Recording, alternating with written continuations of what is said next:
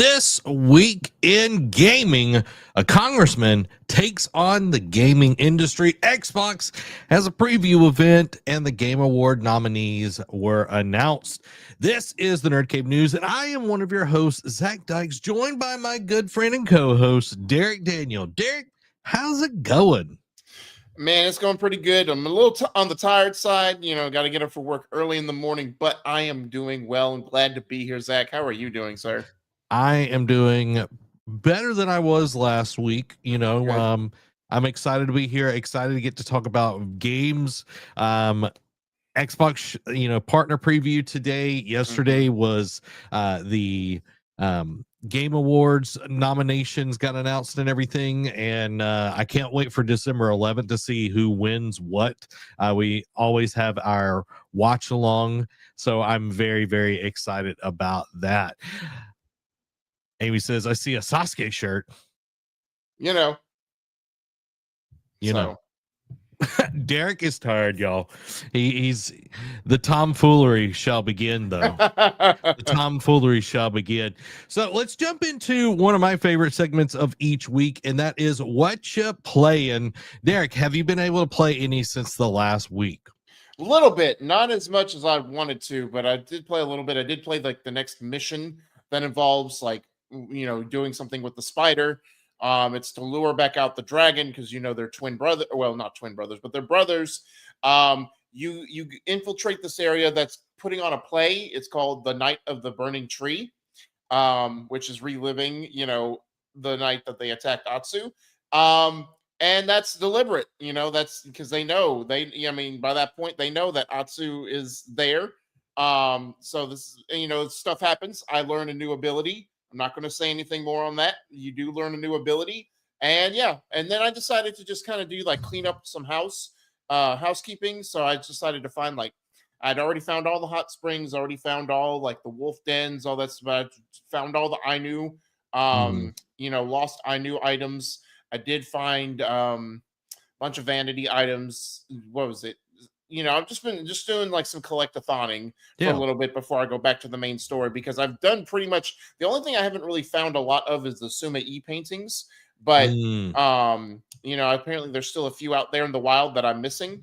But other than that, I'm just kind of trying to hold off of beating the story. I don't want to beat it, too quick, Zach, because but to spoil one of the quick hits, New Game Plus is dropping this upcoming Monday. So that's exciting. I've been playing, but I want to hear what everybody else has been playing as well. Welcome to the NerdCave News. Amy says, I've finally been playing Animal Crossing again. It was this weekend. Amy was like, is the Switch dead? And I was like, yeah, it is, but I'll get the charger and everything. So she's been playing Animal Crossing, getting her island back together and everything, because a lot of people are jumping back into Animal Crossing, getting ready for the update, which is coming out in January. So I know a lot of people are really, really excited about that. But for me, I, of course, played Yote on Tuesday. I did get into the Oni's compound, brought Junbei in there, and then tried to take him on. He's got a huge flipping sword, dude. That sword is like 5 people long. But I thought it was cool, fighting the jailer and having to use the sake bottles, bottles to hit him and everything. I thought that was pretty dope. But then going through the compound, I'm glad that I don't know how you did it without this Kurosamagama, whatever it is. Kusarigama? There you go, Kurosamagama. I don't know how you did it without that.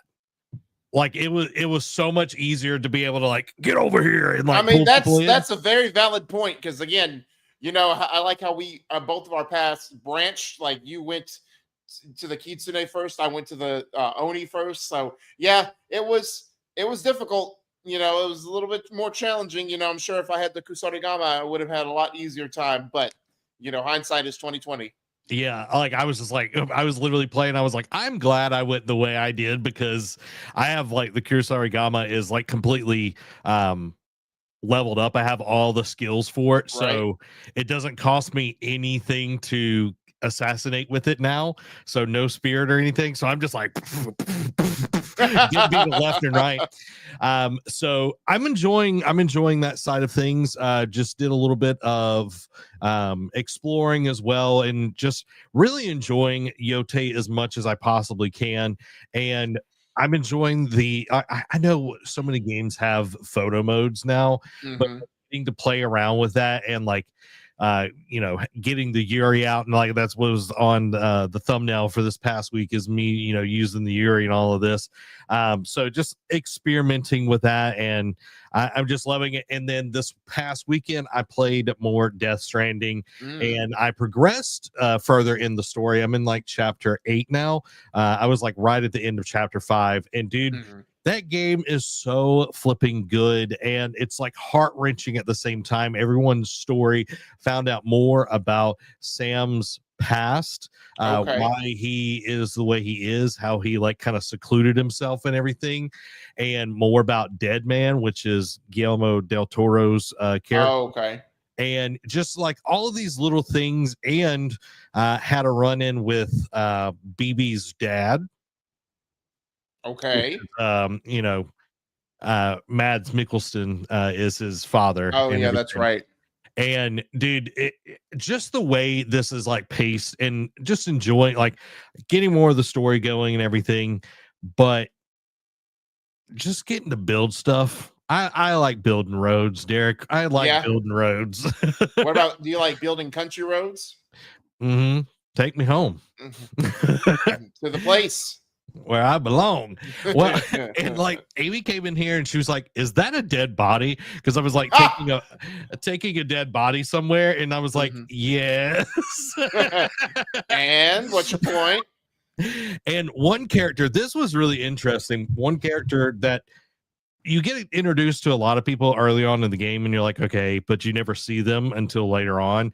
This Mhm. dude's name is Hartman, and he is alive for 21 minutes and then dies for 3 minutes. Like he goes into cardiac arrest for 3 minutes. And then That's okay. and then he has like a defibrillator on, and then it like brings him back for another 21 minutes. But his whole thing is like he's trying to find his wife and child on the beach because they've already died. So he's trying to find them, so that 3 minutes that he's technically dead, he's off on the beach trying to find them and everything. So Interesting. Okay. yeah, and I was like, "Oh wow!" And he was like, "Yeah, I've died 200 and something thousand times, and then been brought back." And I'm I was like, gonna say dying every 21 minutes does, that does add up after a while. "Yeah," and I was just like, "Dang, dude." I was just like, "All right." Amy said, "Playing them freaky games, yeah, Right. But it's so good, man. I can't wait to like I'm trucking along now that I actually went and did some story stuff. The story does move pretty quickly, but I just enjoy like exploring the world and getting like more stuff connected. And yeah, I'm loving both games. And I did play some Vampire Survivors, which got Okay. a new game announced at the Xbox partner preview card Mhm. game. But I played some Vampire Survivors over this past weekend, and played, well, actually Monday. I played about 4 or 5 hours, and Oh, dude, that wow. game is just fun. Like you just do another run, and then you're like, I could do another one. It'll be a few minutes, and then Yeah. I'm just there. Like Amy's playing Animal Crossing, and Gilmore Girls is on the TV, and then I'm playing Vampire Survivors on the Steam Deck, and like it got to like 11, 12 at night, dude, and then we were like, I Wow. think it's time to go to bed. Yeah. So I'm just enjoying getting some gaming, and I can't wait to play a little bit more over the weekend. But we want to hear what you've been playing. We're going to jump into the gaming discussion for this week. First up, U.S. Congressman takes a stand on AI and video games, and this is by Vicky Blake at IGN. A member of the US Congress has now called out Activision Blizzard's use of generative AI in Call of Duty Black Ops 7 and demanded tighter regulation to, quote, prevent companies from using AI to eliminate jobs. In a post on Twitter, Californian Congressman Congressman Ro Khanna slammed the developers' move to AI to, quote, extract greater profits, writing, "We need regulations that prevent companies from using AI to eliminate jobs to extract greater profits. Artists at these companies need to have a say in how AI is deployed. They should share in the profits, and there should be a tax on mass displacement." In a follow up tweet, Khanna added that there should be tax reforms to discourage excessive automation.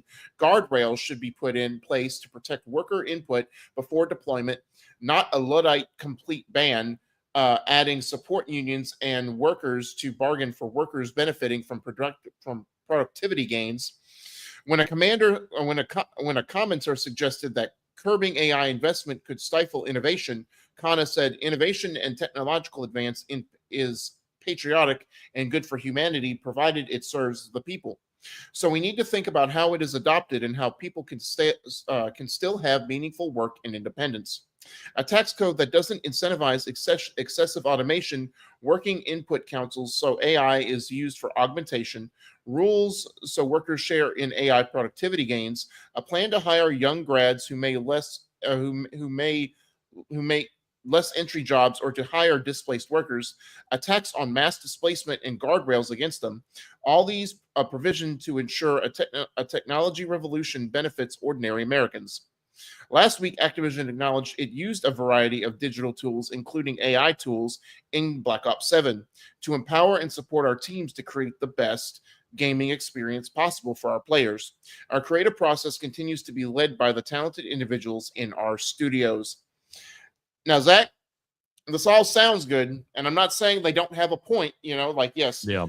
there needs to be some rules and regulations, but I'm of two thoughts here.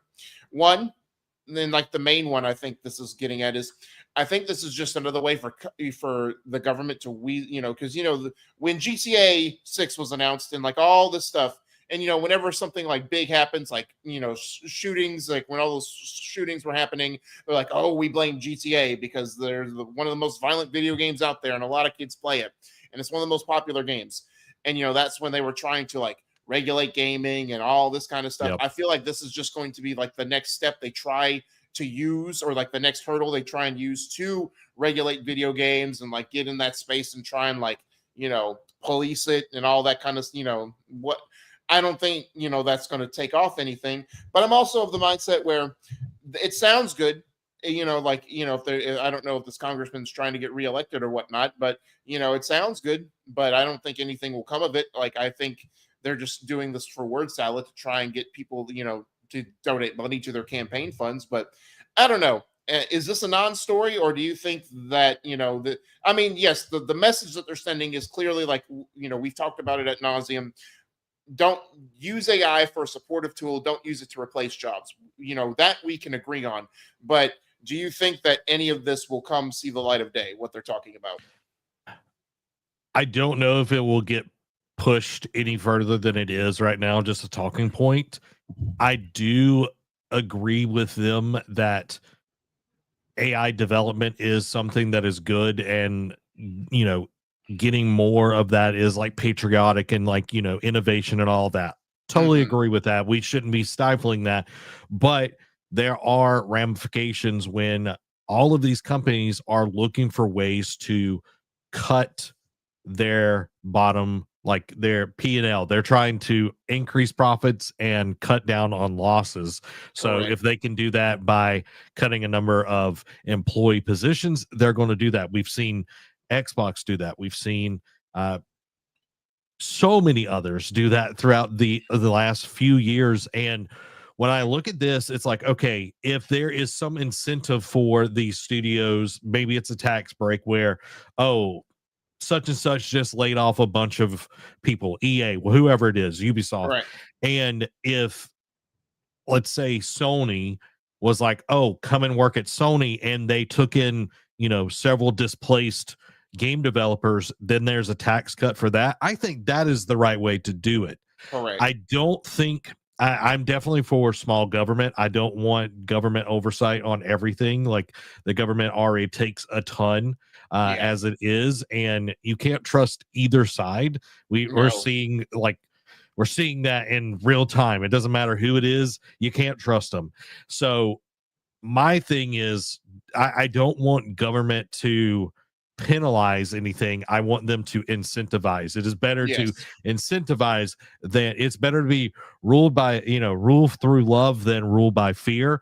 And correct. that's what I think you need to say. Hey, if you hire X amount of displaced workers, then you're going to get X amount of tax break. If you allow unions to be able, because that's a big thing. Like a lot of game developers are Yeah. trying to create unions, and then we Hmm. have union busting tactics. We talked about that with Rockstar 2 weeks Hmm. ago. And it's like, if that is in place where you are protecting the worker, I don't care about the corporation. I Right. can, like, they can burn down for all I care, because they're corrupt and all they care about is their money, and people shutting, like literally getting laid off right before Christmas. I know Kroger just laid off a ton of people Yep. in their stores and everything. So it's just like, it doesn't matter what industry you're in, they're trying to increase their profit. And if they can do that artificially by cutting out people's positions, they're going to do that. So Hmm. I think that this is just, talk, but we'll see where this goes. But, and you also got to take into account, there's so many developers in California that he is definitely talking to a large constituency. Correct. So Anything you want to add to that, Derek, before we move on?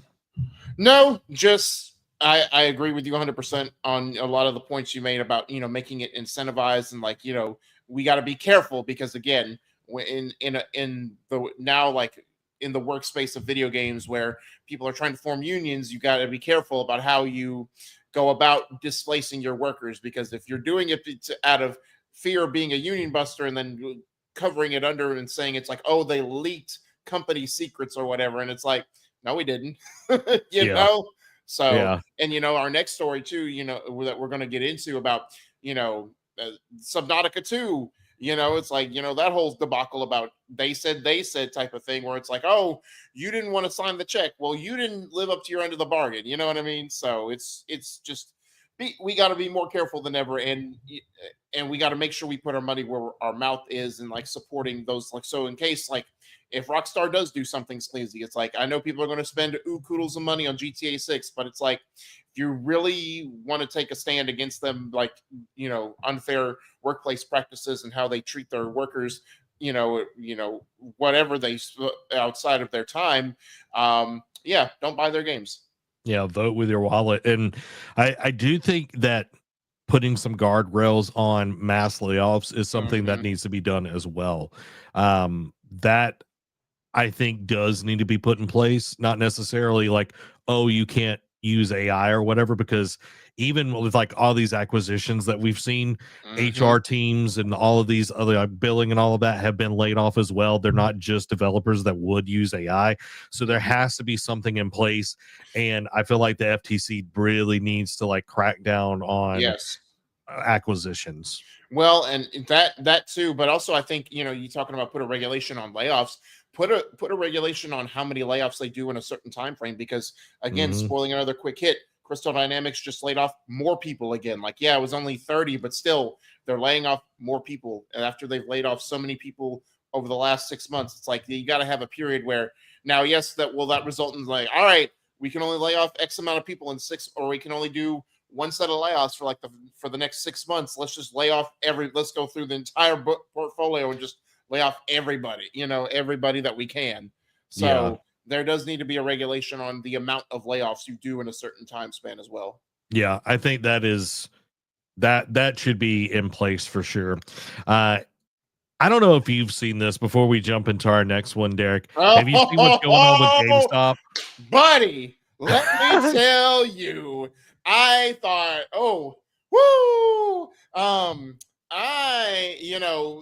it started what was it, last week or something? I don't know if I sent it to you, Zach, but Funko is not in a good place. You would Yeah. think as many people that buy Funko Pops, especially that shell out money for custom made Funko Pops, they would be doing okay.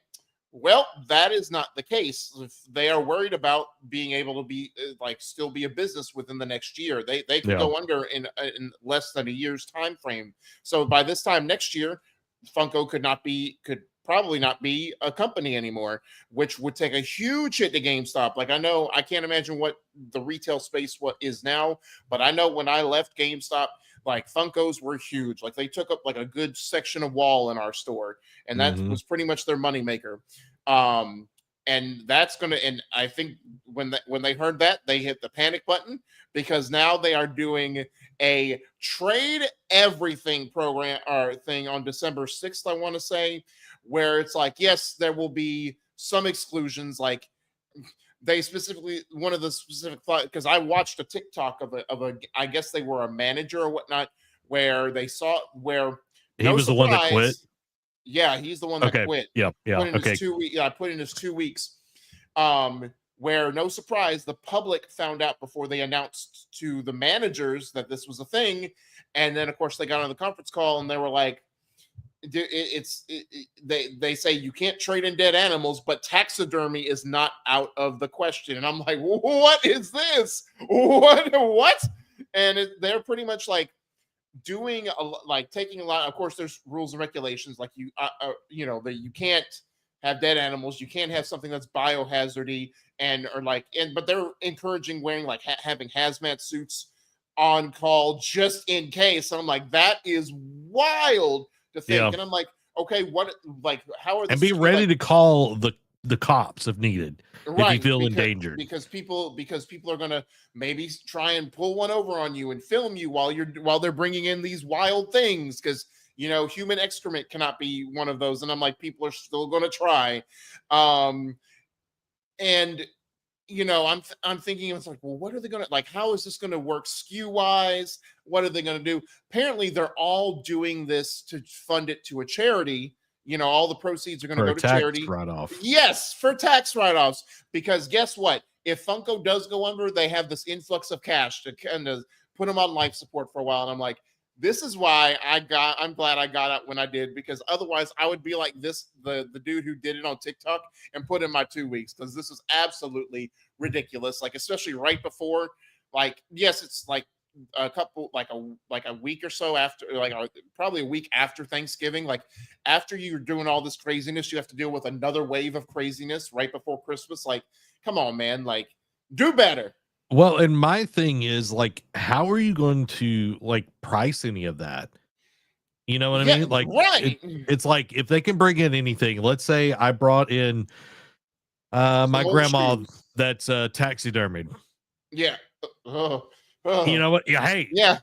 it's How taxidermied. how are you gonna? Yeah, right. Like, it's not dead. It's not. It is a dead animal, but technically not a dead animal carcass. Yeah, so It has but been it's like repurposed. how can you like what you know what I mean? It's like, oh, I might bring in a ukulele that's signed by Samoa Joe. I don't know. Right.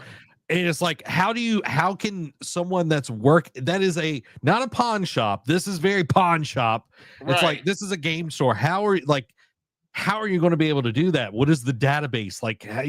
is it just like, oh, well, we can go up to X amount of dollars or whatever? Like, it doesn't compute with me.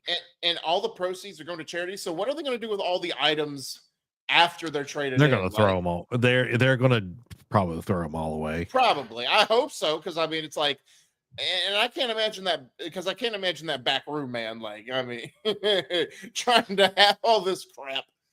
Oh my god. It's absolutely insane. So our thoughts go out to all of the unfortunate employees that are working at GameStop. They're going to have a heck of a holiday season this year. My heart goes out to him. Like, I hope this causes a mass, quitting spree. Like, I know we don't talk.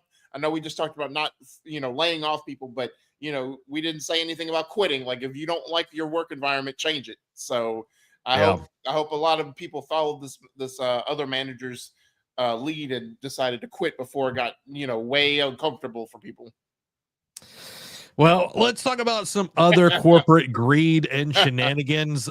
Subnautica 2 drama continues, and this is by Vicky Blake at IGN. So, as the messy breakdown between Krafton and Subnautica 2 dev and subsidiary Unknown Worlds goes to court this week, an explosive new legal filing claims that Krafton CEO discussed a takeover of the studio in Slack messages and allegedly even turned to ChatGPT to, quote, help him brainstorm ways to avoid paying the earnout. Unknown World's entire leadership was fired amid a messy public falling out over a $250 million bonus from parent company Krafton. For months now, most coverage about the sequel has concerned the painful breakdown between Unknown Worlds' founders and Krafton, which acquired Unknown Worlds in October of 2021. Now, in new legal paperwork surfaced by game developer, the founders allege Krafton CEO C.H. Kim and Unknown Worlds' newly appointed CFO Richard Yoon discussed a potential takeover over Slack and allegedly used ChatGPT for ideas on how to get out of paying the bonus and set up a, quote, secret task force to take over the studio. In the lead up to this decision, Krafton CEO C.H. Kim had become frustrated with the contract Krafton signed to acquire Unknown Worlds. From his seat, it had become a bad deal for Krafton, one under which Krafton can only be dragged around, the filing states. Krafton created a secret task force called Project X, whose mandate was simple: either make a deal with the founders on the earnout or execute a takeover of Unknown Worlds. When the founders refused to accede to Krafton's demands, Krafton pulled the trigger. Maria Park, Krafton's global head of corporate development, told Kim that it seems to be highly likely that the earnout will still be paid if the sales goal is achieved regardless of the dismissal with cause, the new filing adds. Kim turned to artificial intelligence to help him brainstorm ways to avoid paying the earnout. ChatGPT likewise advised that it would be difficult to cancel the earnout. The co-founders allege that Krafton refused to produce the ChatGPT conversations, later claiming they no longer exist. The filing also seeks to bolster Unknown Worlds, claims that Subnautica 2 was indeed ready for its planned soft launch, stating that Unknown Worlds playtest data presented to Krafton in May showed that the game met players' expectations.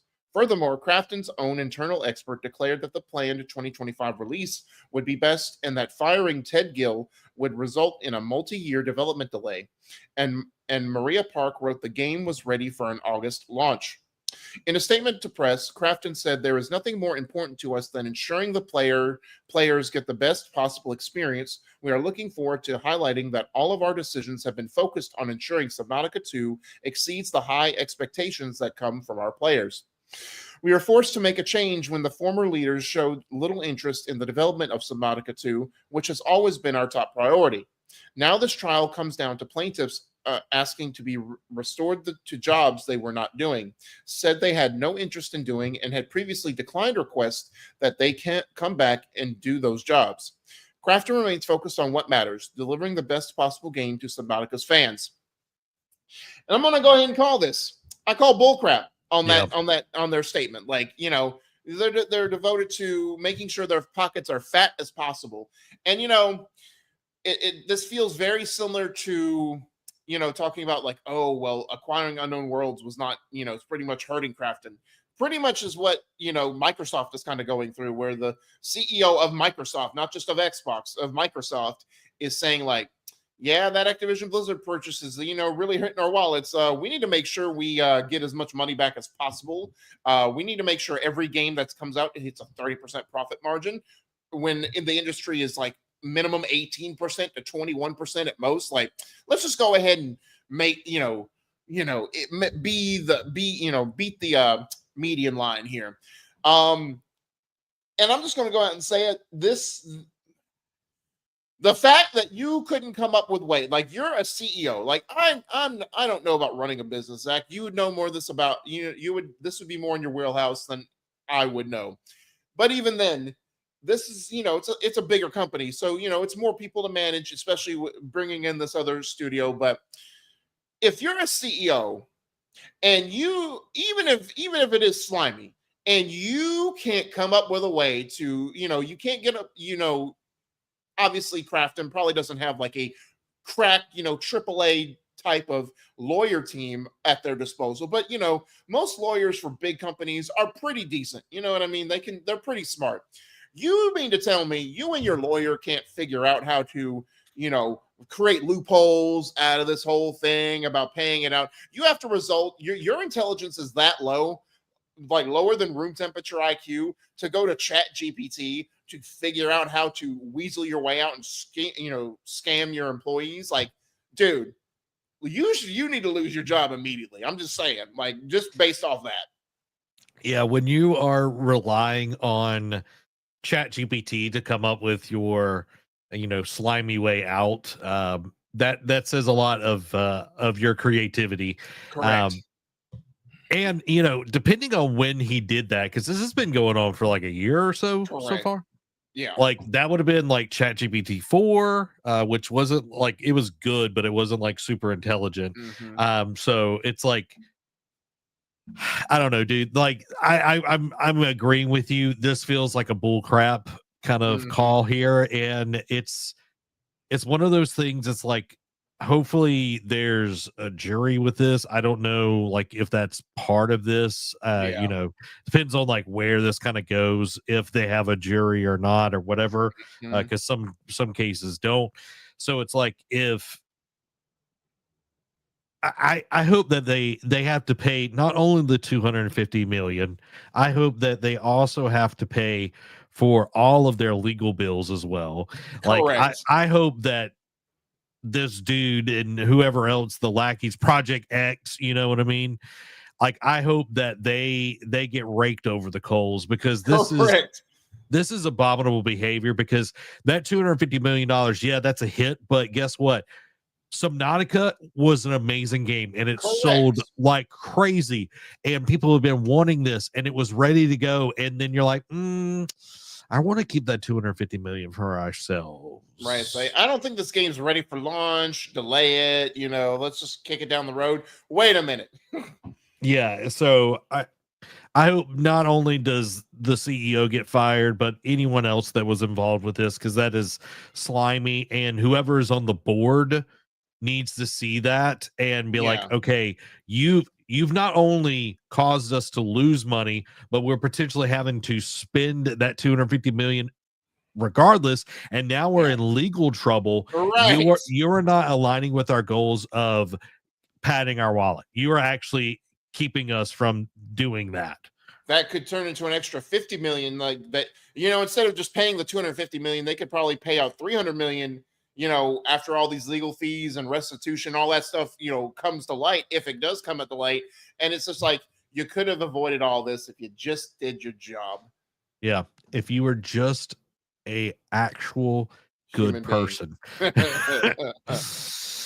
And you could be a good human being right now by hitting the subscribe button to the Nerd Cave Network, so you don't miss out on any of the awesome stuff that we make here, from our streams on Tuesday to the Nerd Cave News to Eat, Sleep, Anime, and so much more. We've got a lot of stuff still planned for the rest of the year, from the Game Awards to our final episode of Eat, Sleep, Anime for the year, and so much more. We've got more Nerd Cave News as well, and course, Ghost of Yote. So make sure to hit the subscribe button so you don't miss out on anything. And let's jump into our Xbox partner preview from November today, 2025. And this is by Zach Dykes at Nerd Cave News. So Crowsworn is a Hollow Knight-esque game that has a mix of Bloodborne in there. We have a few. I cherry picked. I've cherry picked over here. And I do want to point out, Derek, remind me, I'm going to score this because I watched the whole thing, but let's check out Crowsworn's trailer. Okay,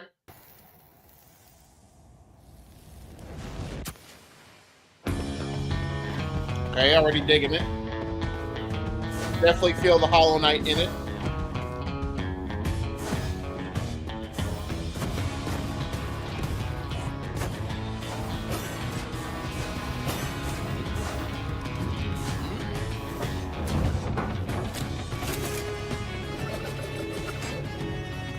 It's cool looking, dude. Yeah, it is. I'm digging the soundtrack.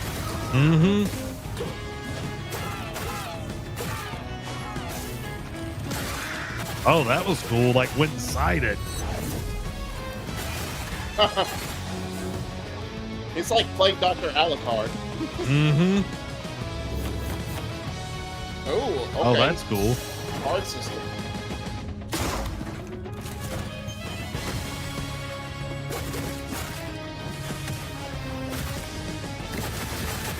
Oh, I love that.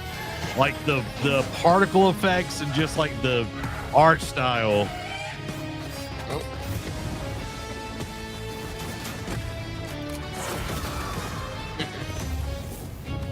Uh-oh. Okay. It's so weird seeing the PlayStation 5 and Nintendo Switch logo Right. on these. I'm still getting used to that. Right. Looks cool. Like I'm not a Hollow Knight person per se, but Yeah. it definitely like it feels more aligned with like Silk Song. This has been in development for a while now. I Yeah. went through like Kickstarter and everything.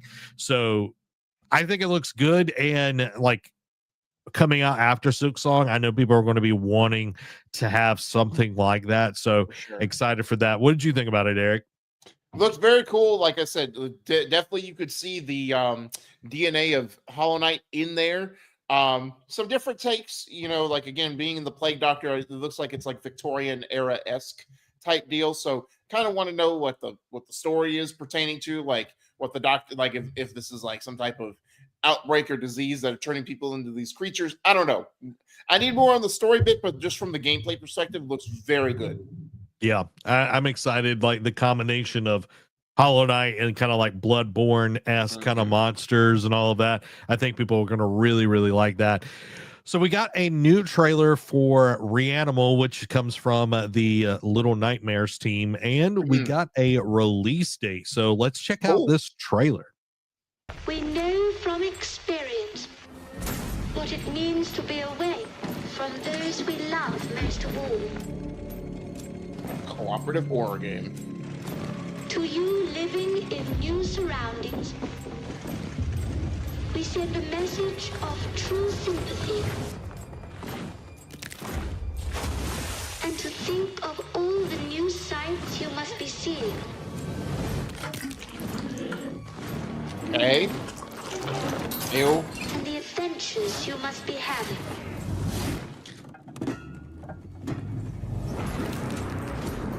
All right, I'm kind of waiting for So the. it is not difficult Yep, there it is. for us to picture the sort of life you are all leading. I know you won't forget us. Nope. Good night, and good luck to you all.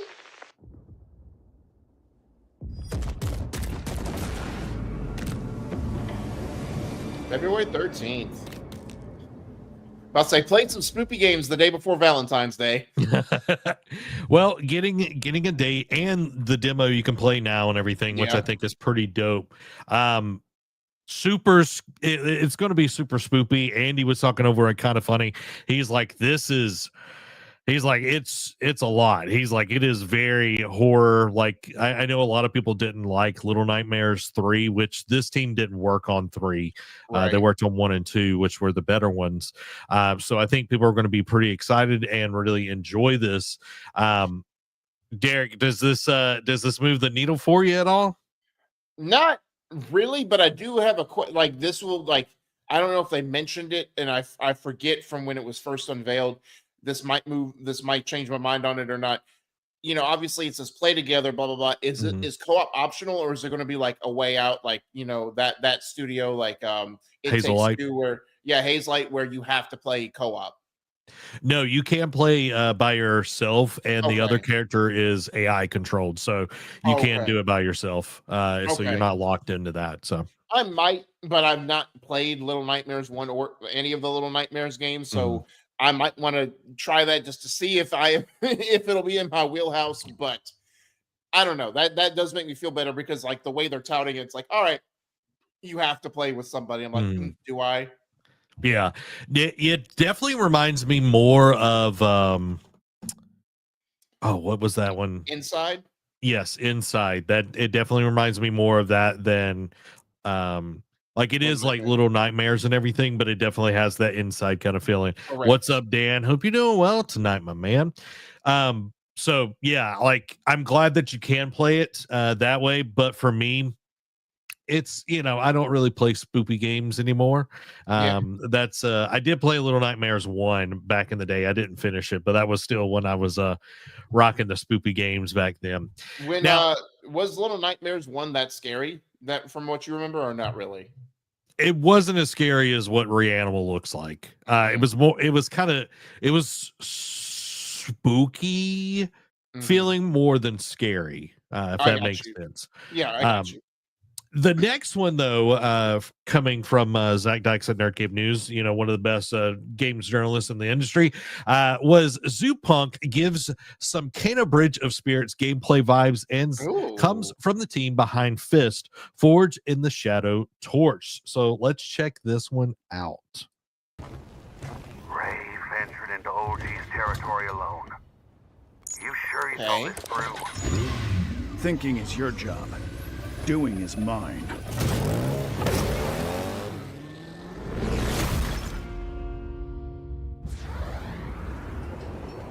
Feels like Death Stranding. That spark didn't come easy, Ray. Yeah, a few bumps along the way. Okay, all right. But I got it. What is that? One of the You Infinity really fixing Stones? to gamble with it? 1 for 5. Maybe. It's worth a shot. Are you worried something might go wrong? Wrong. I'm counting on it.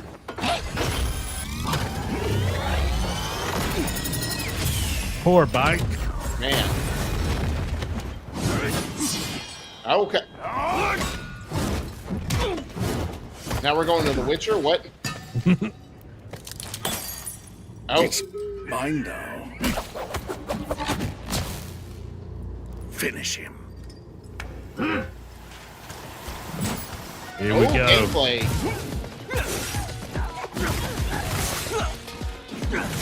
Like the verticality, the movement, and everything. Yeah. It's kind of giving me like Kana and like Jedi.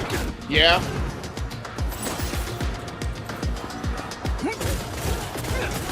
And the environments look great as well. The character designs.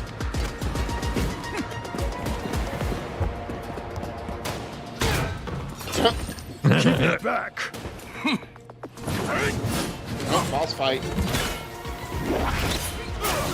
Oof. Ouch.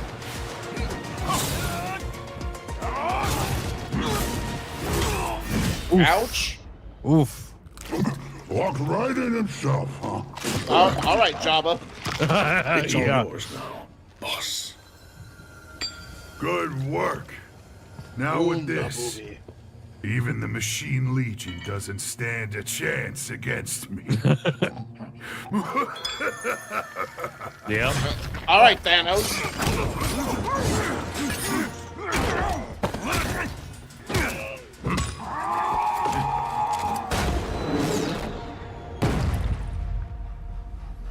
What? Huh? Here we go. Okay. I'm the Papa! Right on time. Feels All right. very Rocket Raccoon. Correct. Miss me?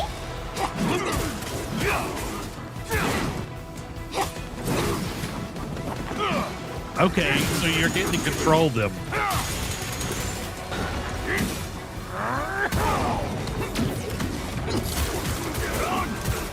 Please do like team combos. Kind of like Guardians. Yeah.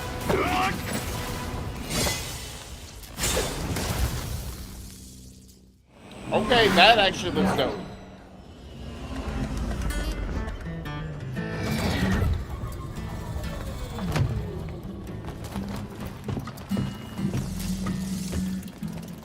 Gotta hand it to you this time, Ray. This feels like Ratchet and Clank now. If Tron Yeah. hadn't planned Little ahead bit. and sent us back up, you'd be done for.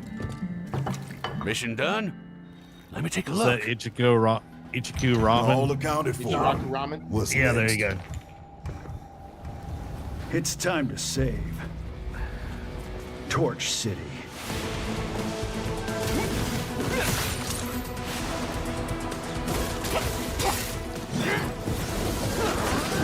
Dude, if this was co-op, oh man, that'd be so for fun. sure. Like a 3-person co-op. Yeah. Oh. Okay.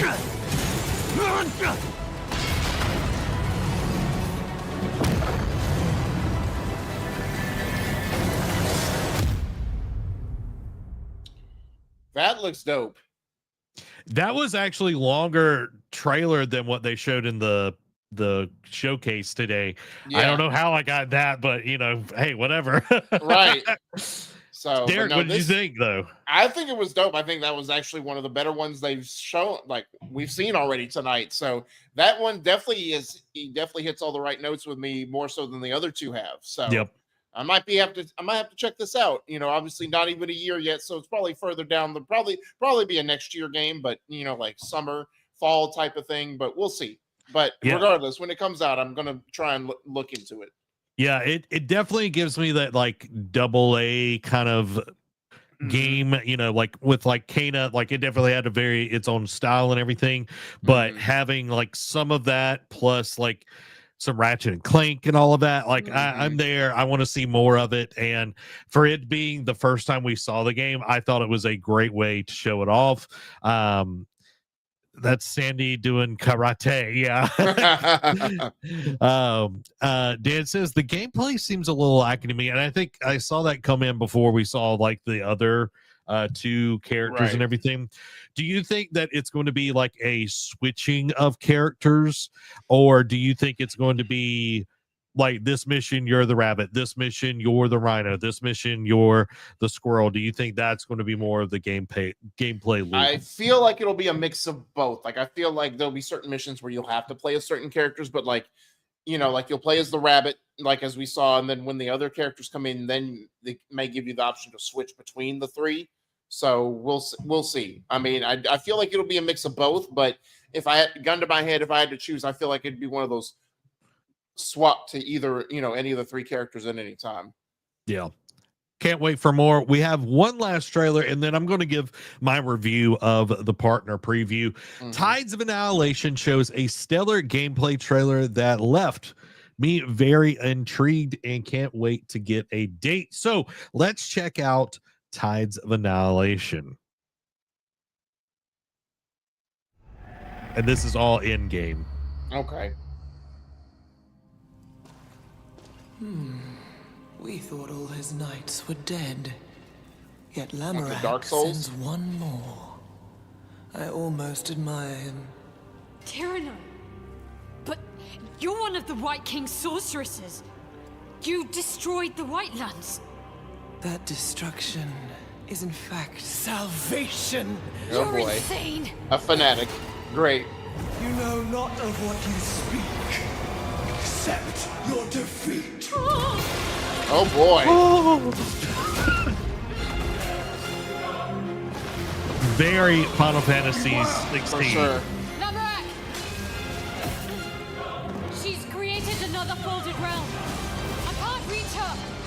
We cannot cross two folded realms, but this spear can. Okay. Dude, this looks so cool. Take the spear.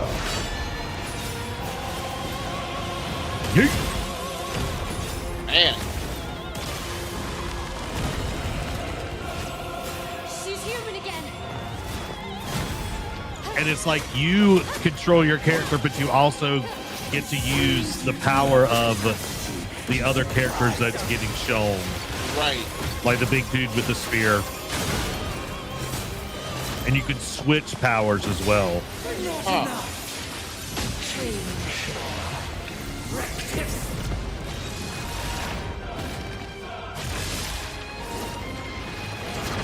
Like being able to, dude, it Wow. looks so good. Even with your new Oh boy. End this.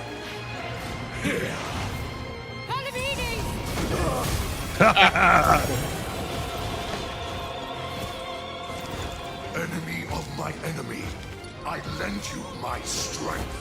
We fight Okay. as one. Okay. Dude, We're gonna go and kaiju now.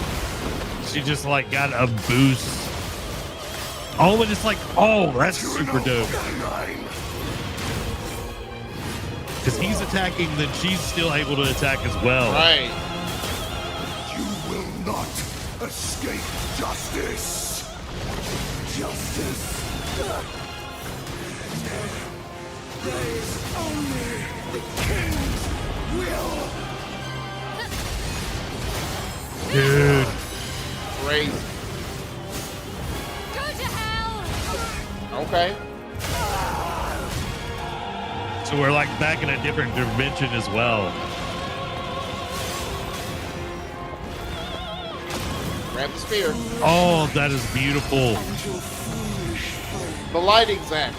The light, dude, and like going in between the dimensions and the ripples. Oh my God, beautiful. You choose the comfort of lies. And your dude is fighting her in the other dimension too. Right. Oh,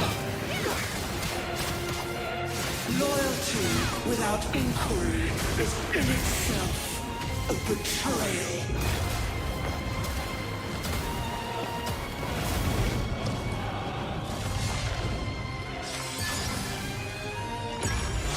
what in the world? Okay. All right. This what is is the Subnautica Madara.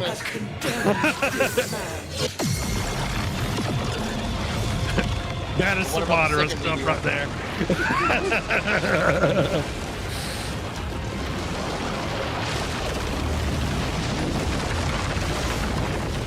I'll say get out of range. Avoid the second meteor. That was so cool. Yeah. Oh, and like slowing down time, it looks like, or I don't even know what that is, but it looks Yeah, I cool. don't know what. I'm so confused but so intrigued at the same time. Ah. Dude. That's it right there, dude. Yeah. That for excites sure. me. That's Man. dope. So just for the people that don't know, the main character is Gwendolyn, and this is based off like the Arthurian legends and everything. And each character that you get, like the guy that was like fighting with her, all of them are knights from the Knights of the Round Table. So you're getting like all of their different powers. So each one of them will have something different that they're able to do and lend their strength to you.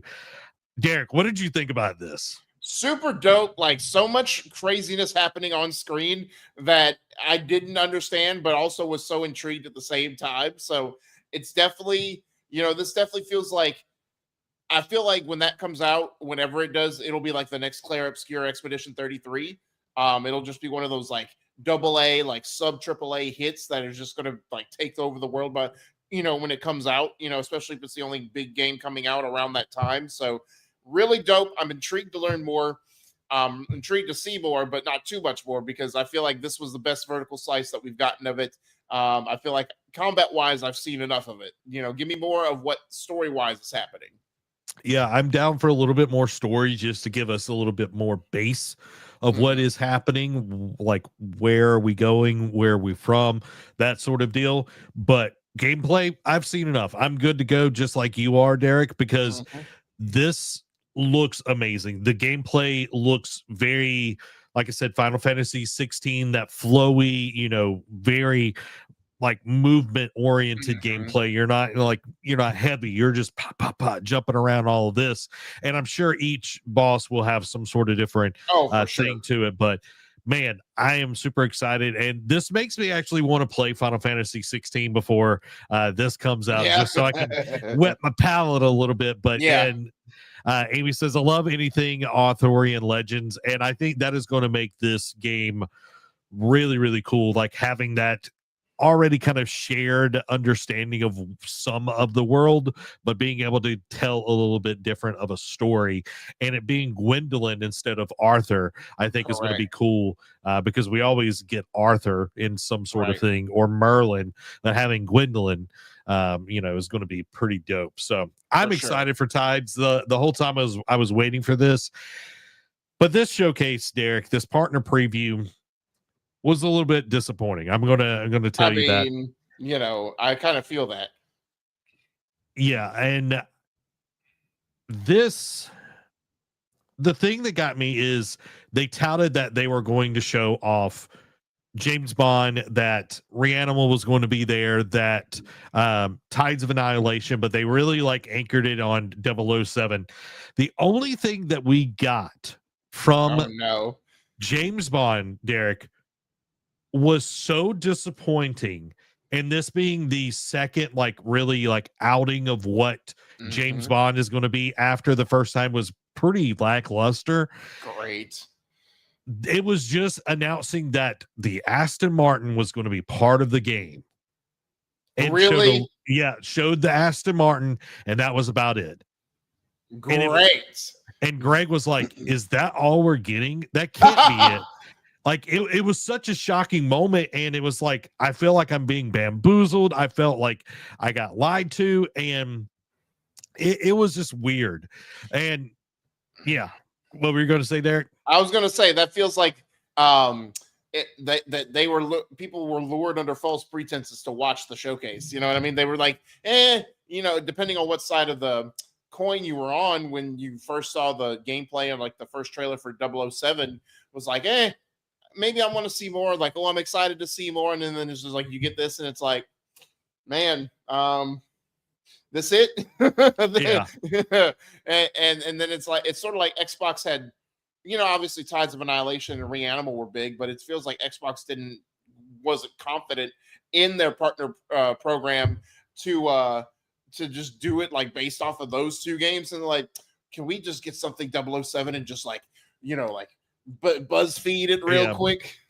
Dude, it was super disappointing in that regards, because it was like out of nowhere. And then we did see from IO Interactive a new Hitman contract. You're taking on Slim Shady. What? Yeah, Slim Shady is the target, and Eminem, like that version of him, what is now, is going and working with Agent 47 and all of that. That we got more of that than we did of 007. And I'm like, okay, if you're really wanting us to be intrigued and ready for this game, you need to show more. Like, it felt like a slap in the face. I know we've got Game Awards, which we're about to jump into some nominations and everything, discuss that. We are getting Game Awards in, less than a month. So I'm sure we'll see something there, but just saying, like, they should have not used it in the marketing materials that it was going to be there. Correct. And especially if it was just going to be showing the Aston Martin, the more it feels like, it's like IO Interactive, especially you telling that, we got a new contract for Hitman and World of Assassination. It feels like they are being overprotective and safeguarding 007 because it's such a protected IP and name, and like, based off of movie legacy and whatnot. Like, I know movie wise, it really hasn't done much, since, back in its glory days, but it feels like they're still being like overprotective of this. And it's like, we can't show too much, but right now, because we don't want people to get the wrong idea or they ruin the franchise. Because they were trying to be big advocates of trying to get you show that we can do this. We can make a 007 game, in modern day gaming and whatnot, and like the way we want to.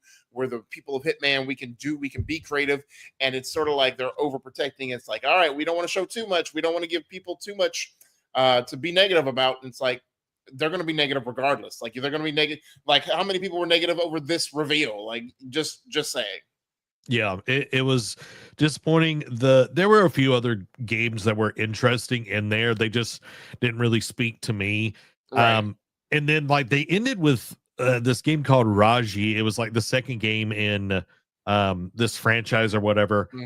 Right after Tides of Annihilation, they ended with Raji as the end of the show, and it was just like, it felt really weird. I was like, your pacing is like totally off here. So for me, there were some cool moments in there, but it felt like it dragged for a while, because it was a pretty decent, like 40 minutes of show or whatever, 30-40 minutes. For me, this is like a 5 out of 10. Like, this was Tides of Annihilation and Reanimal is what saved it. Yeah, and that Zoopunk game, like it was, yeah, like that.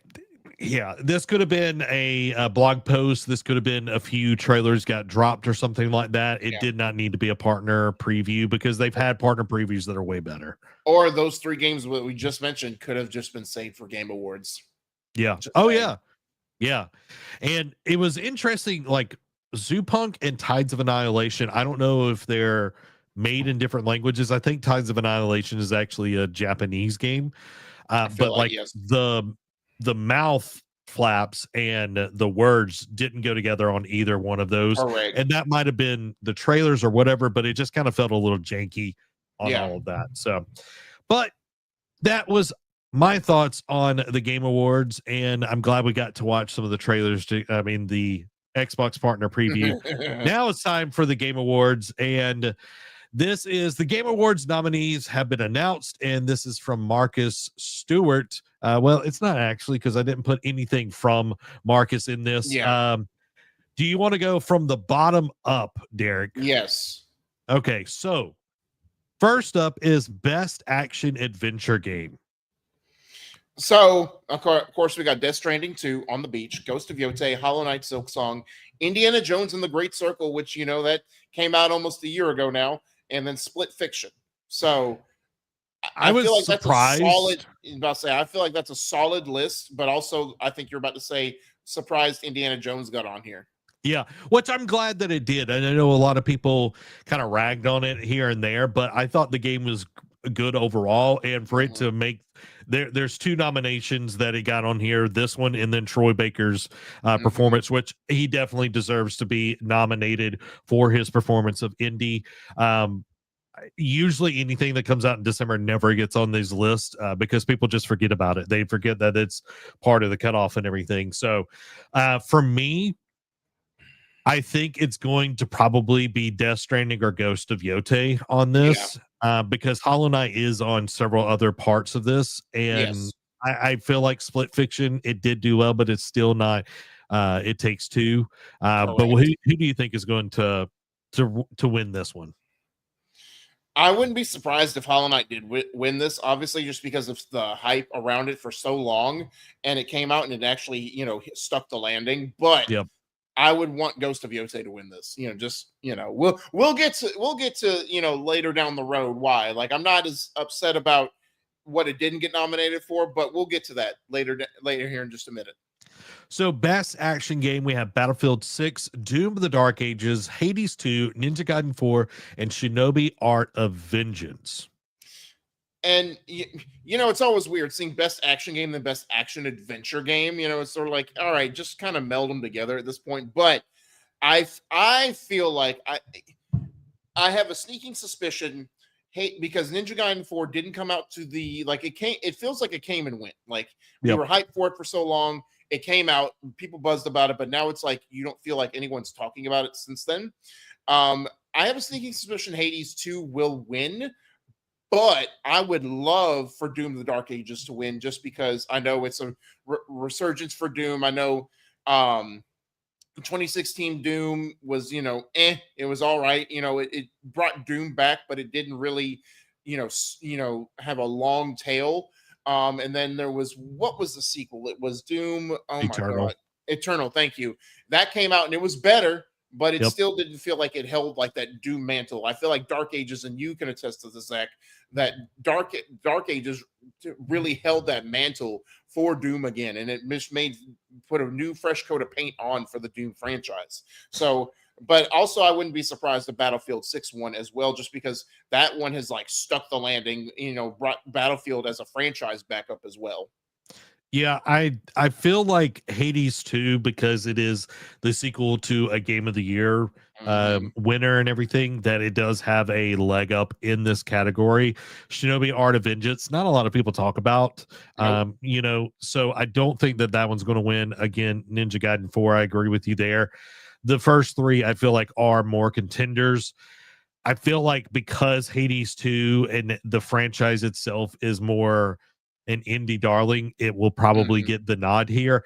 I personally hope that Doom the Dark Ages will get it because I feel like the action, the pacing, everything that was in that game was just fantastic. The weapons that you get, the kind of reimagining of things, and even further on, having new enemies, having different things still being introduced later game kept making it feel fresh and energetic, and you just get in these flows that a lot of games you rarely get into, and I think it did really well, but only time will tell. I think Battlefield 6 did bring a lot of great stuff into the franchise, especially after 2042. So I feel like that one is going to be very competitive. Correct. I agree. So to best debut indie game, and I did take this from the article, Megabonk was removed from best debut indie category following the voluntary withdrawal by the developer Vedlin. Vedland. Yeah, whatever. It's super small. You can read more about that story on IGN. The list of nominees have been updated accordingly, which is what, Derek? Blueprints, Clair Obscur, Expedition 33, Despelote, and Dispatch. And that's, it's for best debut indie, I feel like is a strong list. Obviously Dispatch and Blueprints, you can make a case for either one of those. I didn't see anything on Despelote, but let's be fair, just because it's been nominated for so many things, I feel like it will pretty much take, the trophy case home essentially for a lot of things. But I think Expedition 33 will win this. Yeah, I think so as well. It's like the thought of, do we it's going to win game of the year? Do we give it to somebody else? Or because it's such a great game, it should win every category that it's in? It's always kind of that toss up because we've seen it kind of play both ways in years past, where the game of the year might not win best game direction or vice versa and all of this kind of things. So debut indie, I think Expedition 33 just hit so hard that I do think it takes it on that one. So let's go to the next one. This is best independent game, and again, best debut indie. That is the first game that an independent developer put out. But best independent game is Absalom, Ball Pit, Blueprints, Clair Obscur, Expedition 33, Hades 2, and Hollow Knight Silk Song. And, while again, Blueprints, you can, carry the torch for to an extent, those last three, like the heavy hitters, because all three of those are also, like, spoiler alert, a game of the year contenders. And you want to talk about hard to pick. Like, I feel like out of those three, I have to say, like, and maybe I'm of the wrong mindset, Hades 2 is like the odd man out between those two. I feel like it's going to be the newcomer Expedition 33 and like the one you've been waiting for in Hollow Knight Silk Song is going to battle it out for that category. Which one will win? I don't know. Like, I don't even know if I could say gun to my head type of thing, because I feel like, again, like we were just talking about, Expedition 33 might just take it home because it's nominated for so many things. At the same time, people have been waiting years and years and years for Hollow Knight Silk Song. It was becoming Half-Life 3 at this point. And when they came out, it stuck the freaking landing. So either one would be, the right pick, but I feel like out of those three, Hades 2 is the odd man out. Yeah, I agree. And it's that, do you want to go with the thing that surprised you? Or do you want to go with the thing that you waited for and it was actually satisfying? That's the kind of toss up here. And again, do you give everything that Clair Obscur is nominated for, or Hollow Knight that's nominated for? Or do you kind of balance it out because one gets the big and one doesn't? It's like that classic line from Godzilla, let them fight. So let's talk about best performances. Who were nominated, Derek? So we got Ben Starr as Verso in Clair Obscur Expedition 33. Also Charlie Cox as Gustav in Expedition 33. We also have Jennifer English as Mael, however you pronounce. I'm sorry, I'm butchering the name. Mael, Expedition 33. Erika Ishii as Atsu in Ghost of Yote. Konatsu Katsu as Shimizu Hinako in Silent Hill F. And Troy Baker as Indiana Jones in the Indiana Jones and the Great Circle. So for me, I've played all of them but Silent Hill, but I did watch Roger and Mike play it on Kind of Funny. All of these are great performances. Like, even Charlie Cox, he's like, I went in and like recorded for 4 hours. He's like, he's like, I didn't really, Mhm. he's like, I gave it what I thought, but he's not like, oh my God, this is like, I poured everything into this. Mhm. For me, I feel like one of the Claire Obscures will probably win. Correct. Troy Baker should have been nominated for Higgs, though, for Death Stranding. Good point. Very So, good point. I feel like they just needed to give Indiana Jones another nominations true. Just because it was a good game that came out, way past the cutoff point, but still, Yeah. I fully agree with that sentiment. And again, I do agree that one of the Expedition 33 nominees will win. I want it to be Ben Starr because I don't think he's won an award yet. Mhm. Correct me if I'm wrong. I don't think he has. Like nothing, no shade to the other two, but I do want Ben Starr just because he's such like a big voice actor in the video game industry now at this point that he deserves that validation. But I also want Troy Baker to win because he's been doing it. He's like Nolan North, been doing it for so long, done so many things. And again, that reveal trailer that we got, like we were both like yes, once you listen to more, like you could hear Troy's voice, but it was just like that first initial, like, oh, that sounds exactly like Harrison Ford. Like I feel like he embodied it so well that I feel like he deserves to win that category. Yeah, I agree. His Harrison Ford, his Indiana Jones is so spot on, and I think that it would be a crime against humanity. But I also think that Erika Ishii Mhm. did an amazing job as Atsu. This is a Correct. very, very tough category again, It is. because this year has just been amazing. I feel like Yes. this has probably been one of the best years in gaming in a very, very long time. So let's go to best score and music. We've got Christopher Larkin for Hollow Knight Silk Song, Darren Korb for Hades 2, Lorian Testard for Claire Obscure Expedition 33, Toma Ottawa for Ghosts of Yote, and Woodkid and Ludwig Forsell for Death Stranding 2 on the Beach. So again, another strong, set of nominees here, and you could make a case for any of them. The dark horse here is Death Stranding 2. I feel like just because it the soundtrack for both the first and the second game are just so eerily just unique that it deserves to just kind of win its own category. Again, do I feel like Expedition 33 will win this or Silksong? Probably. But I feel like to be fair, I'm gonna make my case. It needs to be Ghost of Yote just because of like that opening, just like the samisen, use of that, just like the use of just the soundtrack and like the different variations that they have, like of just like the themes and all that. I just feel like that should do it just because of the uniqueness and just I feel like that is one of like the most unique standouts or differences between Tsushima and Yote. It's just like I think they Yeah. just did the soundtrack so differently and with a different mindset for Yote than they did with Tsushima. So I feel like Yote, if I had to make a stand that Yote needs to win X, award, I feel like this should be its strongest case.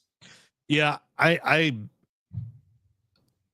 agree, but I don't think it will win. Right. I Um, don't think it will either, but I do like the way you're going with this because music plays such a vital part of the game because you have the different songs. Like, we had the flute in Tsushima that would change the weather and all of this, but her mother taught her the shamisen, and right. that we use it to get to wolf dens or find this, that, and the other, and you're learning these songs, and like it's such a connected thing. And then you've got the history of why her playing the shamisen at that point in time is actually a huge thing for her character, and how that actually brought together her and the former person. Like there's so many story moments, and even like music, like her mom wanting her to sing with her, like so many good parts of that. So, and I do love the music that's written in there, Derek. Right. And I was going to say, and let's be honest now, yes, obviously this was the Tsushima was 5 years prior, but and that's before before people really like took off with like the TikTok edits and whatnot. But let's also be fair. Like you really can't aura farm playing the flute as you can with playing the shamisen. As some people do in TikToks. You know what I mean? They walk up on a patrol hunting for you, and you're just like doom doom doom doom. What I love, Derek, I don't know if you've unlocked this or not, but I will come to like to a base or whatever, and I'll play the wolf song, and he's like, I'm like, let's do this.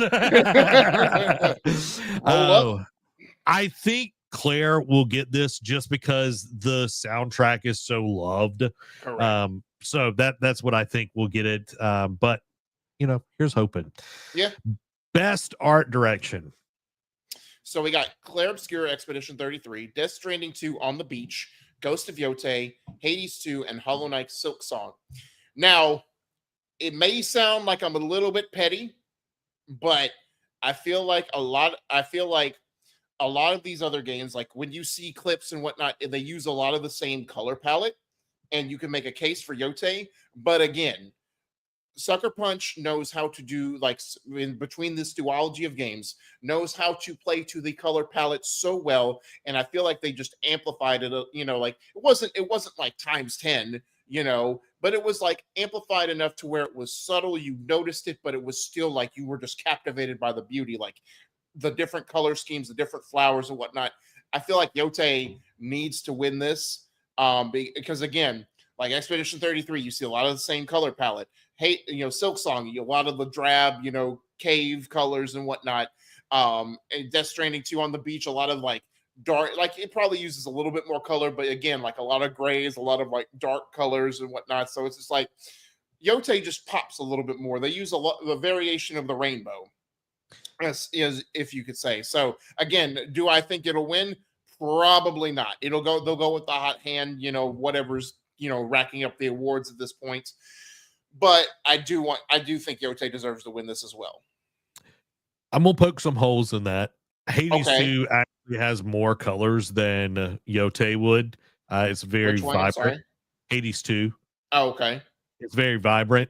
I think, other than like, I'm not even going to consider colors, just as I'm going to consider like design, the art direction of it, not just that, because Hades 2, Ghost of Yotei, and Death Stranding are all sequels. So they already kind of have what their direction is going to be. Yes, they are beautiful games. I love how Yotei looks, and just the way that they have used colors and the way that they have got the designs of the different characters, the outfits that people wear, the outfits that you get, your armor sets and all of that. And the different, like in the first game, I didn't really care about like the sheaths and all my weapons, like the different stuff. I love that about Ghost of Yotei. Way more customization on that. I feel like Hollow Knight will probably win this just because of the designs that they have in the game, the cute little characters that are throughout the game that you meet and interact with.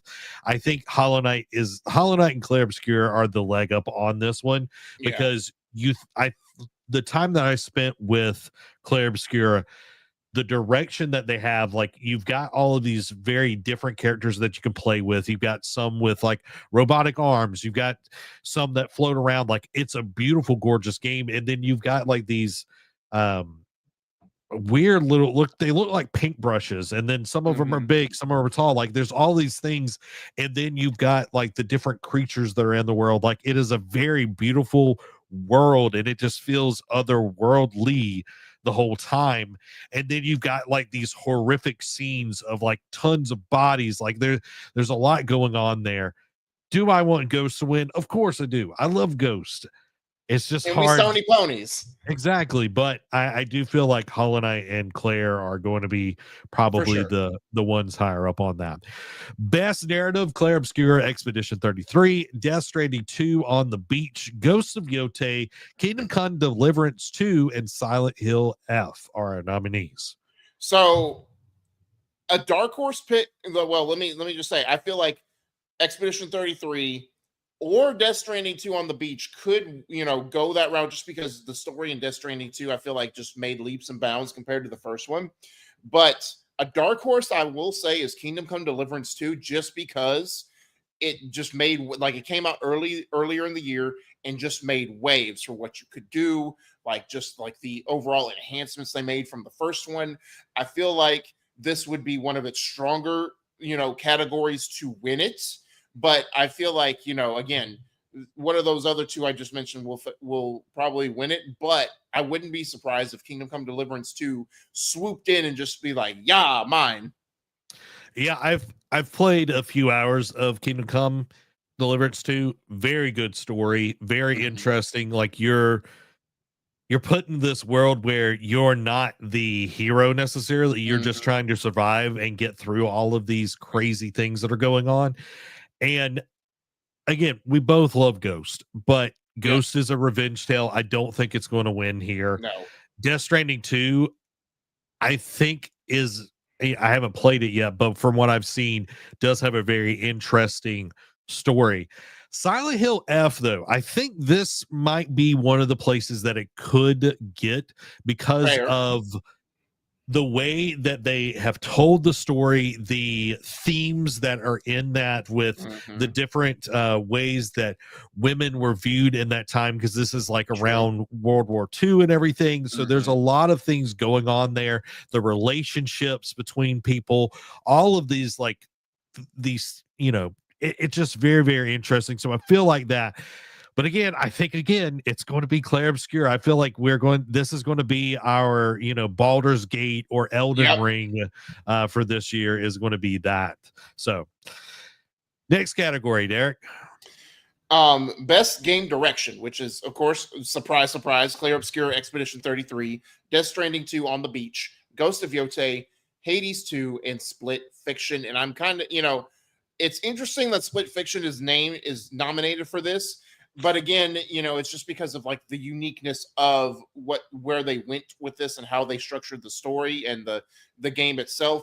Again, I think Expedition 33 will win this, but I wouldn't be surprised just because of how much of an improvement it was over the first game, or either one of these over the first game would be Death Stranding 2 or Hades 2. But I feel like Death Stranding 2 may have a stronger case than Hades 2, in my opinion. Yeah, I think we might get some Kojima tax here. Yeah. And you get Death Stranding 2 on the beach just because it's such a shift from the first game where you're doing all this connecting the world and everything, and the second game being more of should we all be this connected and all of that. So I feel like it might. I'm hoping we get some other people than Clair Obscur. Like, again, we love Ghost of Yotei.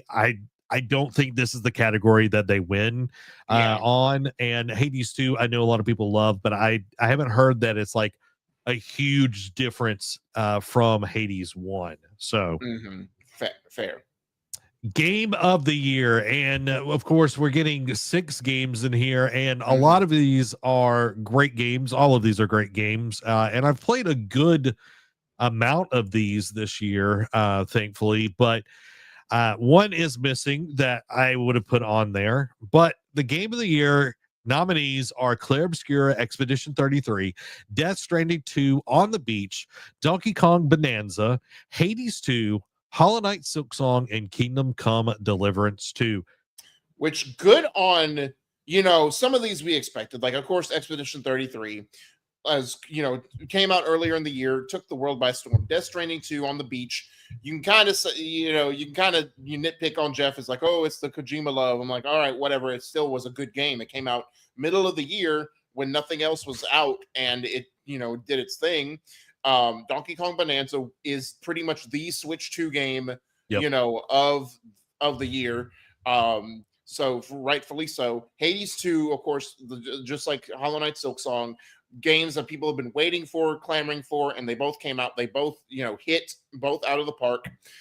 So but good for Kingdom Come Deliverance 2 to be nominated for this. Like, after, Kingdom Come Deliverance 1, I remember when that came out, like, being so intriguing. Like, I know the attack point wheel, like when the first one was so intricate that it kind of was overwhelming and kind of over, probably a little bit too much, but it did its thing. It was a solid mid-tier game, like a solid 7 out of 10 game.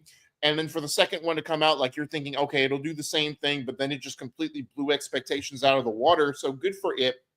We're coming out in like early February. Yep.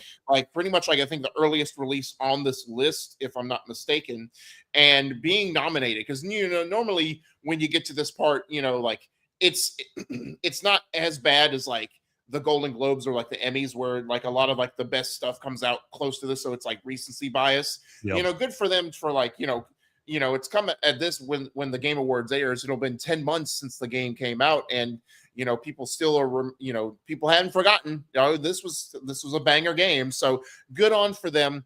Obviously, again, I feel like you said, you took the words out of my mouth. This is like the Baldur's Gate year where it'll just run away, pull like laps ahead. It's almost like lapping everyone else. Feel like Expedition 33 will win. I wouldn't be surprised, just because Nintendo didn't feel like Nintendo got a lot of nominations this year, if Bonanza won, like as a dark horse. Yeah, I could definitely see it. Like, Bonanza is very, very loved. Nintendo did get a few more nominations in the family game side of things. It wasn't just, Nintendo games, but I think Bonanza has a really good chance here, but I do feel like Clair Obscura is the one to beat out of all of them. Yeah. My rankings would be Clair Obscura, then Donkey Kong, and who might win, and then Hollow Knight. For sure. Kingdom Come, Death Stranding, Hades 2. That's my kind of like. Wow. Okay. Hey, but that's the year in gaming when Hades 2 is the bottom. You know what I mean? Yeah, exactly. And I like the only one I haven't played on this list. Well, two. I haven't played Death Stranding 2, and I haven't played Hades 2. Yeah. So I've played every other one on now. When I say play, I haven't played a ton of all of them. But I've put some time into some of them more than others. But dude, this has been an amazing game, amazing year for gaming, and I think that whoever wins, it's rightfully deserved. For sure. I was kind of surprised that Yote didn't get on there, but I think a lot of people are like, "Oh, it's just more the same," and I'm right. like, well, and that's like, okay, and I was kind of surprised too. But thinking about it is, did it really up the ante from what Tsushima did? You know what I mean? Like, yes, we both love it. It's a solid story. We love Atsu's tale. Now, had it been a sequel to Jin Sakai's story, how would that play out? Like, how would we feel about it? We'll never know. But I do feel like, because you look at Ragnarok, right? It didn't just improve the gameplay. It improved the storytelling, the details, like just the little added things here and there. And yes, there were some quality of life improvements from Tsushima to Yote, but story improvement wise, I feel like it was beat for beat. I'm not going to say it's repetitive, but it felt very similar, to Jin's story, like in terms of like growth. You know what I mean? Like, you're just going like, but again, like we talked about in our initial playthrough, Atsu feels like a jack of all trades, but master of none when it comes to the weapons. And I feel like that, kind of hurt it a little bit in terms of like character growth, like the ability, like, yeah, she's learning all these different techniques, like with the Yari, the Kusarigama, the Odachi, but it's like, what are you like? Because Jin, the sword, and like, of course, the ghost visage, and it's like, yes, the Onryo, we know that, but it's like, what is her signature style, so to speak? I feel like that hurt, in terms of, that kind of, storytelling. So again, whereas God of War, like, leaps and bounds just took what the story did and just massively improved on how they told it, what they told and whatnot, and like what the story they portrayed. I feel like Yote didn't hit that same kind of mark.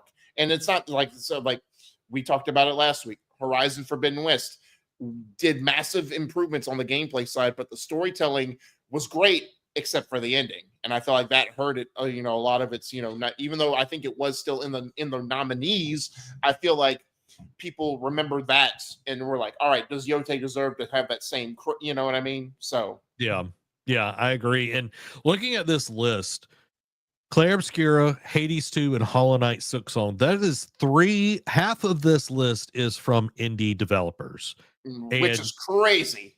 Yeah, and Kingdom Come Deliverance, like Warhorse Studios, got bought by is it Embracer? Let me look one more. Yeah, Embracer Group in 2019.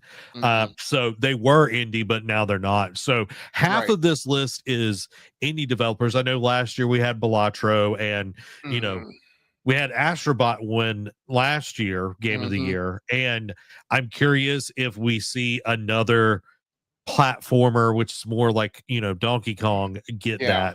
that. Which is Hollow Knight technically a platformer? Mm-hmm.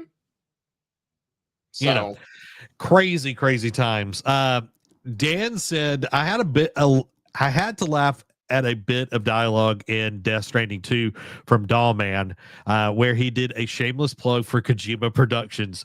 You never heard of Kojima Productions? that is great. I love it. I love it. So, Derek, a lot of great stuff. We will be live December 11th watching the Game Awards. We'll be reacting to it. It's going to be a great time. I'm looking forward to it. Make sure to put that on your calendars.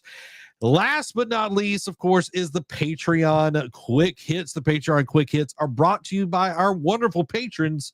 So make sure to go over to patreon.com/nerdcave to get your very own Nerd Cave membership to help us continue to make awesome shows just like this one.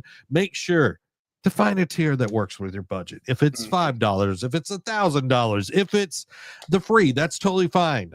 Go over there, support us. It helps us out. It helps people find more and more of that, and it helps us be able to support this 1.5 person business. Yeah. We got to feed the families, y'all. We got to feed the families. So make sure to go over to patreon.com/nerdcave and pick a tier that fits best for you. Now for the Patreon Quick Hits. Starting off, Sony says PS5 has yet to receive the game that would become its biggest seller, and it isn't going to say which one it is. Kingdom Come Deliverance 2 has sold 4 million units worldwide. Good for it. Some more Horizon news.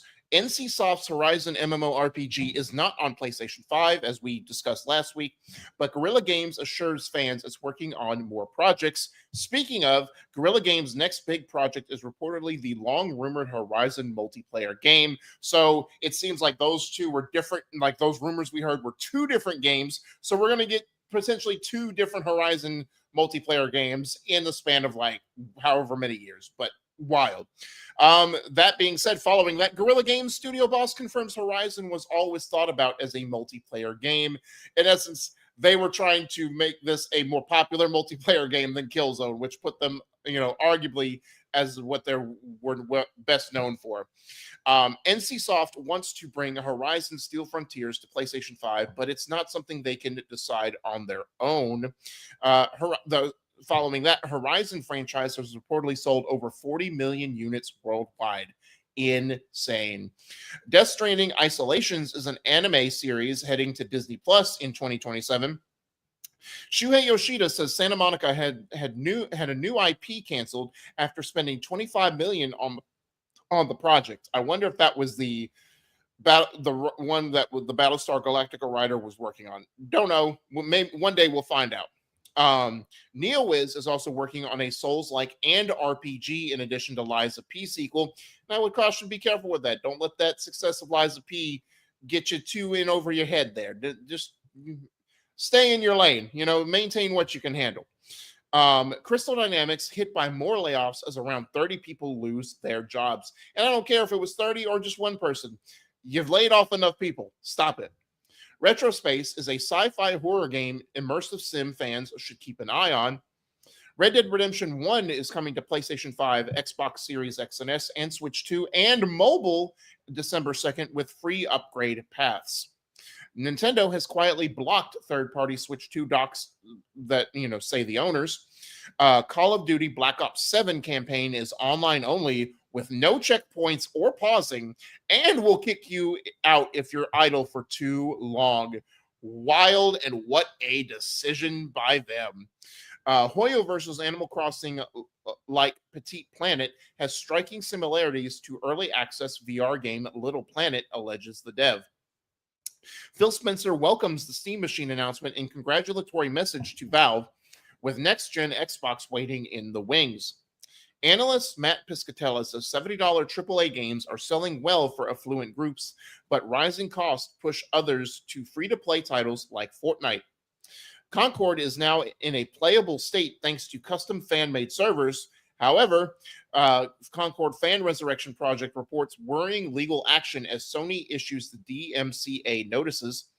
X-Defiant reportedly began as a new Splinter Cell game by Dispatch devs. Zach, they're just toying with your emotions. They don't want you to have a Splinter Cell game at this point.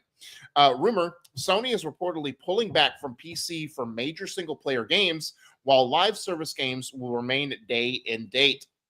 Dispatch looks set to hit 3-year sales target in just 3 months.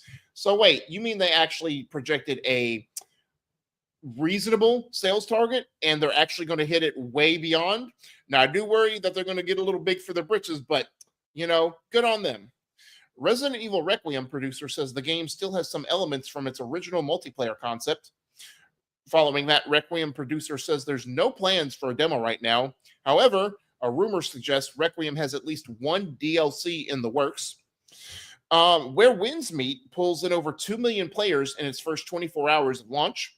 Ubisoft says many new games are struggling as players turn away from traditional releases in favor of subscriptions, live service, and free-to-play games. But yet, it's ironic that it's the studio that has had terrible game releases in recent memory says that. It's almost like if you don't make good games, people are going to be pushed to go to those other areas of gaming. Asus ramps up production on Xbox ROG Ally X handheld after initial demand exceeds expectations.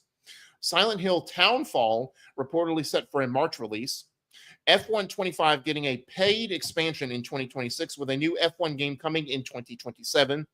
Twisted Metal TV show has been renewed for a 3rd season. Wow, good for them. Wasn't impressed by the initial showing in the 1st season, and here we are getting a 3rd season.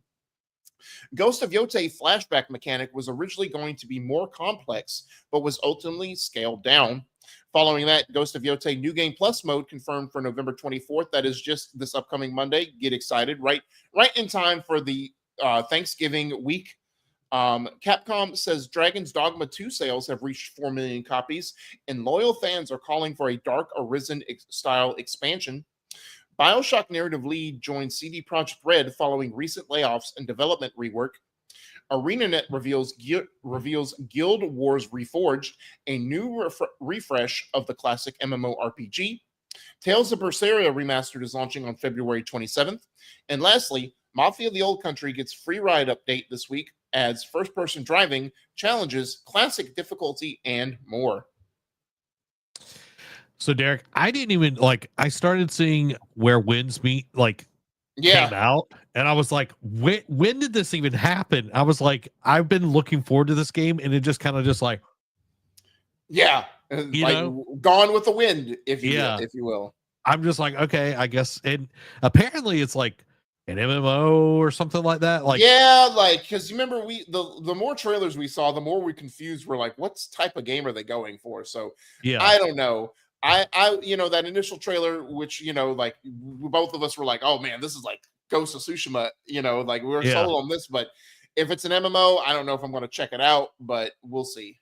Yeah, I'm going to check it out. Maybe I'll play it some this weekend because I do want to see what it is. Like the traversal just looks really, really cool. So very, very excited for that and can't wait to get on that. One thing that I didn't mention in the Xbox preview or the Xbox partner preview is that they've did their big picture mode, like the play anywhere thing has been announced and everything. So they're definitely getting ready to make everything else an Xbox, but an Xbox. So what a time we live in, everybody. What a time we live in. Well, that is our show tonight. Thank you so much for coming and joining us and listening to all of the video game news that you need to know. We'll be live on Tuesday playing more Ghost of Yotei. We hope that you have a wonderful rest of the week. And if we don't see you, happy Thanksgiving. This has been Zach and Derek. Have a blessed week. Bye-bye.